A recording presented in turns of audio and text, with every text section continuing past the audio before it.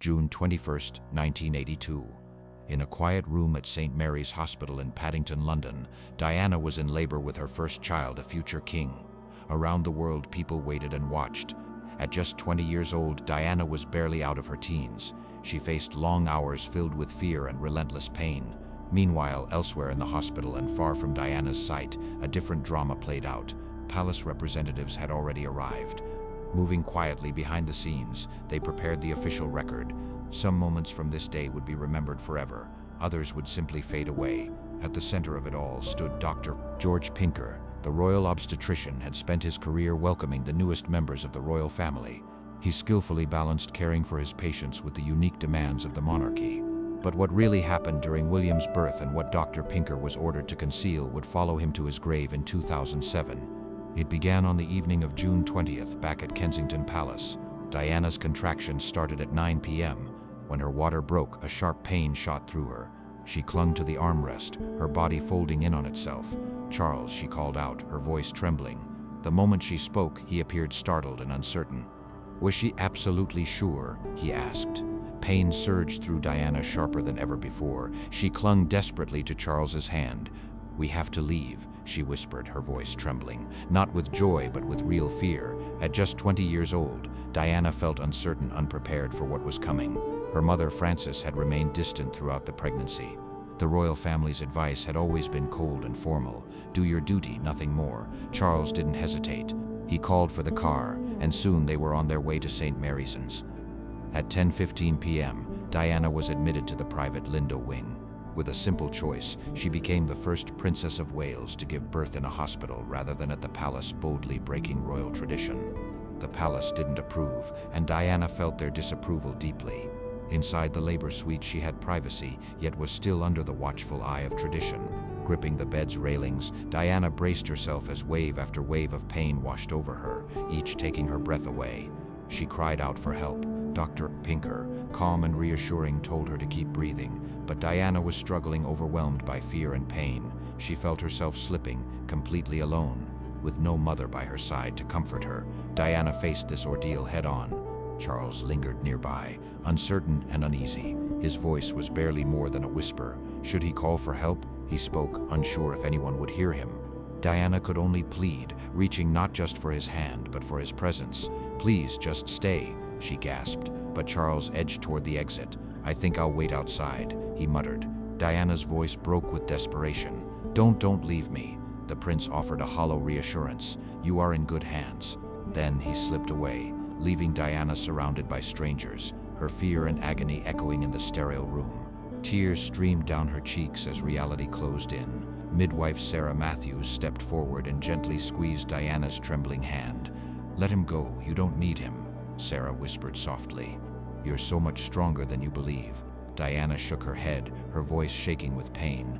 "I'm not strong, I'm falling apart." A powerful contraction hit her, overwhelming, unstoppable. Diana screamed, her voice raw and unguarded. Through it all, Sarah did not move. She stayed by Diana's side, steady as a lifeline. Meanwhile, in a quiet hospital office, a different kind of drama was unfolding. Sir Marcus Petton, the palace private secretary and the Queen's trusted envoy, arrived by 11 o'clock sharp. Briefcase in hand and authority in every gesture, he strode into the office where Dr. Pinker was waiting. "Dr. Pinker," Sir Marcus said firmly. "Sir Marcus," the doctor replied. "The princess is progressing well," but Sir Marcus interrupted, not showing a hint of emotion. "I'm not here about her progress." He opened his briefcase and pulled out several heavy folders. Diana's complete prenatal file. "Here are the psychological assessments from March and April, along with reports from her nutritionist that describe her struggles with disordered eating." Dr. Pinker felt a sudden jolt in his gut. Inside those files was Diana's entire story. Her depression, her bulimia, her panic attacks, and her honest confessions about feeling trapped, even her thoughts of ending her own life. Each page revealed something deeply personal and unguarded. Everything Diana had ever shared, every detail of her psychiatric history, was about to be destroyed. Page by page, Sir Marcus worked in silence, fully aware of the risks. If these secrets ever came to light, Diana's vulnerability, her personal struggles, people would talk. There would be rumors about her fitness, questions about her child's legitimacy, and even doubts surrounding the royal bloodline might spiral out of control. Dr. Leip's notes, detailing Diana's frequent weeping and the hopelessness she felt in her marriage, met the same fate as the rest, destroyed. The nutritionist's alarming charts, which showed her rapid weight loss during pregnancy, and notes about purging one by one, they too were fed to the shredder. "Can you imagine how the tabloids would feast on this?" Sir Marcus asked coolly, his voice controlled yet cold. Dr. Pinker met his gaze directly. "I know what's real. Diana needs help. Shredding these files won't ease her pain. Period." Sir Marcus's expression stayed the same. "Reality," he said, "is what we decide it is, and we've made our choice. Princess Diana is healthy. Understood?" Meanwhile, in the labor ward, Diana's tears weren't just from the pain racking her body. The loneliness she felt was even sharper, a deep, aching sense of abandonment. Charles had returned for only a brief moment and then slipped away again, quietly saying, "I cannot bear to watch. It is too much." That's what Charles insisted before he left. But Diana could only watch him go. Outrage simmered beneath her exhaustion. She wanted to shout, to make him understand. "Too much for you. I'm the one facing the storm, right here, right now." Another wave of pain stole her breath, and she clung to the bed, her small frame shaking with sobs. Sarah Matthews, calm and unwavering, knelt beside her. "You're doing brilliantly," she whispered, gently wrapping her hand around Diana's. "You're so strong." Diana's eyes were wide, searching for reassurance. "I'm not strong. I'm terrified." Sarah offered a gentle smile. "Being afraid and pushing through anyway, that's true strength." Diana squeezed the midwife's hand, clinging to the hope she offered. Around 1:30 in the morning, Dr. Pinker returned to the labor room.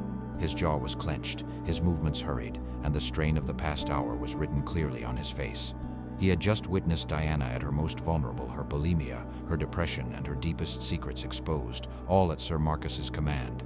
Now her truth, once private, was nothing more than torn ribbons of paper, slowly being erased from official history.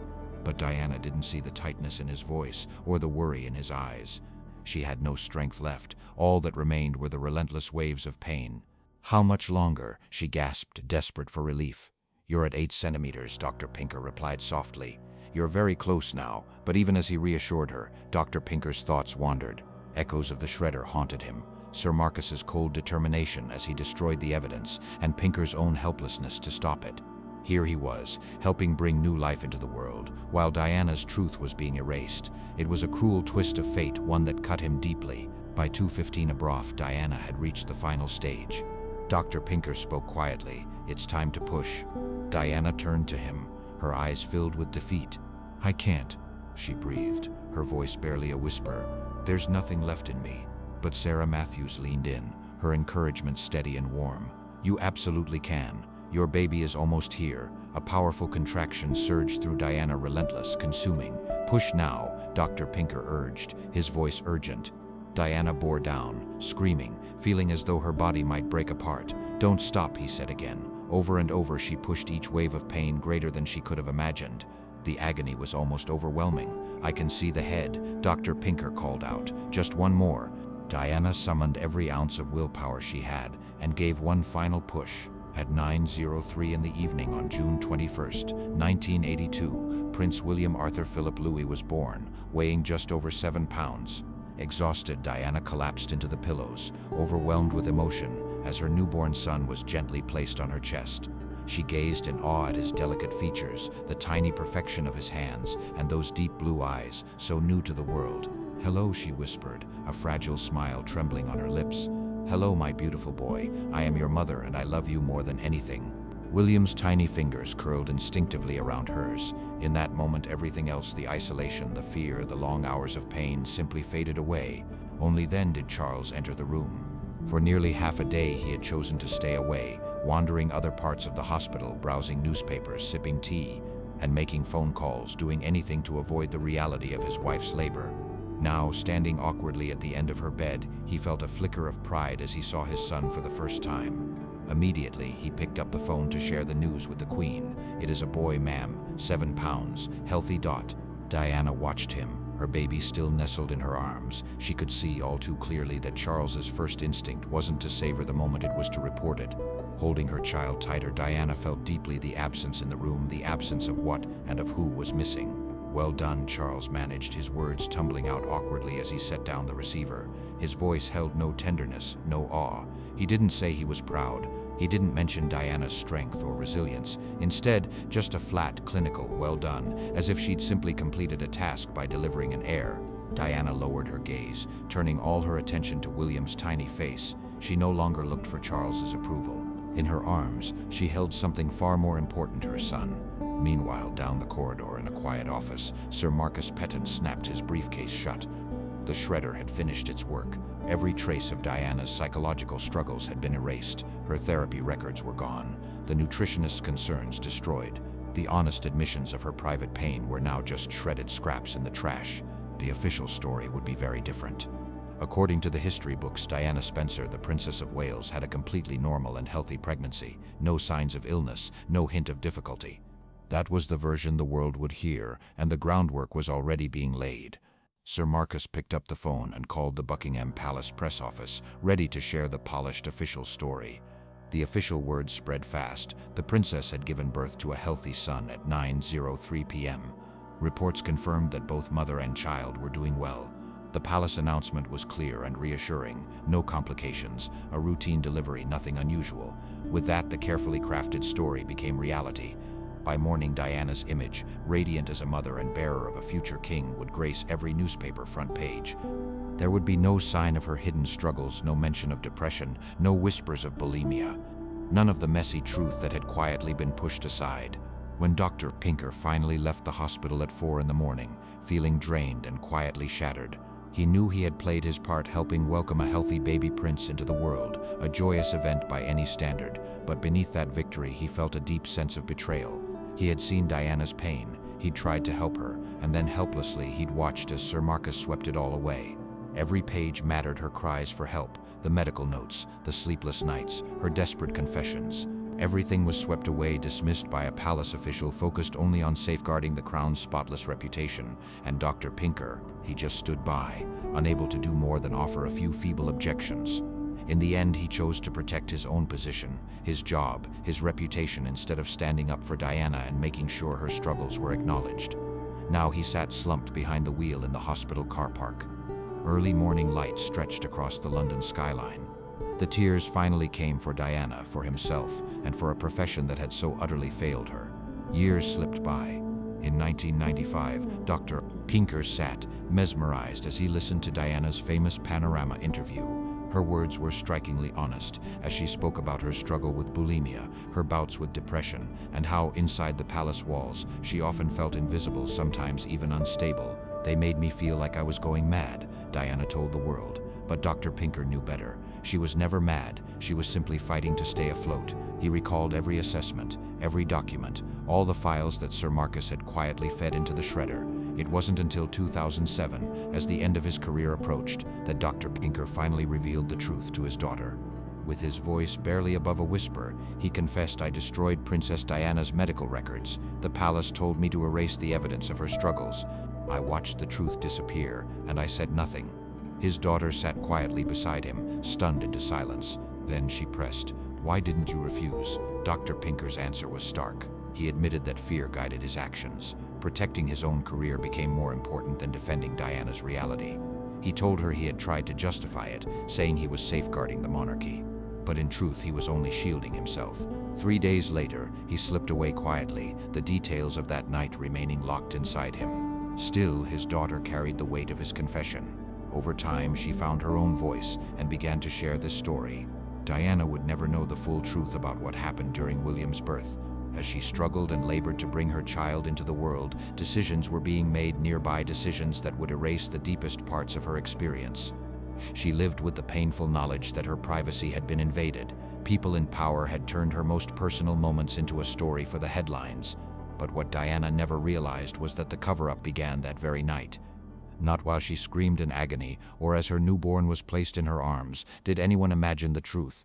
She would never suspect that Dr. Pinker, the doctor who guided her through the pain, was also involved in silencing her suffering.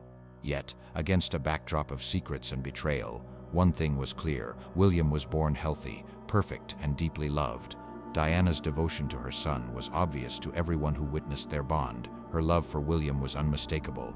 But while that love was celebrated, her pain was quietly ignored. Her struggles, Her suffering, her need for psychiatric care, her eating disorder were all erased, as if they never existed. The palace was selective in what parts of her story it revealed, drawing invisible lines through Diana's past and deciding which chapters would remain and which would disappear forever. The biggest erasure happened on June 21st, 1982, the night Diana fought to bring William into the world.